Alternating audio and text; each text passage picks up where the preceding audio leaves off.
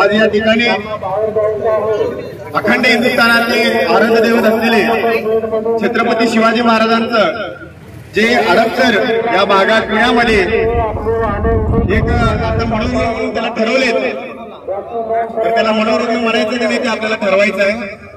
आणि त्यात असल्या मनोरुग्णांना इलाज करण्यासाठी विश्व हिंदू परिषद, बजरंग दल, हिंदू महासभा, हिंदू राष्ट्र सेना यांच्याकडे तज्ञ डॉक्टर आहेत। योग्य ते इलाज आम्ही करू। प्रशासनाला विनंती आहे की असले जे मनोरुग्ण आहेत त्यांना या संघटनेकडे सुपूर्द करा। त्यांचं मनोरुग्ण जे आहे आम्ही ते काढून टाकू, कारण अखंड हिंदुस्थानाचे आराध्य दैवत असलेले छत्रपती शिवाजी महाराजांचा अपमान अखंड हिंदुस्थानातील हिंदू कधीही सहन करणार नाही।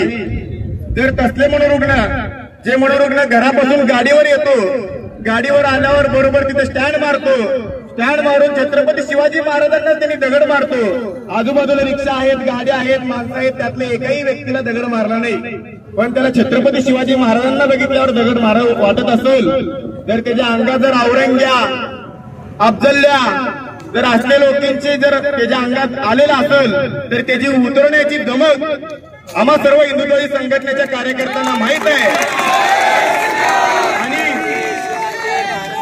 आणि मी पुन्हा समस्त प्रशासनाला विनंती करतो, या ज्या गोष्टी आहेत तुम्ही ते पांघरून घालता मनोरुग्ण म्हणून, तसले मनोरुग्णांची संख्या आमच्यामध्ये कमी नाहीये। छत्रपती शिवाजी महाराज, छत्रपती संभाजी महाराजांवर जर आण आलं तर जीवाची पर्वा न करता आम्ही संपूर्ण देशात दाखवून देऊ की छत्रपती शिवाजी महाराजांचा अपमान झाल्यावर आम्ही काय करणार आहे। आम्हाला तांडव करण्याची वेळ तुम्ही आणू नका असं प्रशासनाला विनंती आहे। ज्या माणसाला तुम्ही मनोरुग्ण म्हणून घोषित केलात त्याला लगेच आवर घाला आणि त्या माणसाला अटक करून त्याच्यावर शिक्षा करा। चुकून तो व्यक्ती आमच्याकडे सापडला तर आम्ही मनोरुग्ण होऊ आणि त्याला, त्या नालायक माणसाला योग्य दिशा आणि योग्य धडा शिकवल्याशिवाय आम्ही थांबणार नाही। कारण हे भारत देश टिकून आहे छत्रपती शिवाजी महाराजांमुळे। काशी जी की कला जाती, मथुरा में मस्जिद बनती, अगर एक ना होते शिवाजी तो सुन्नत होती सबकी।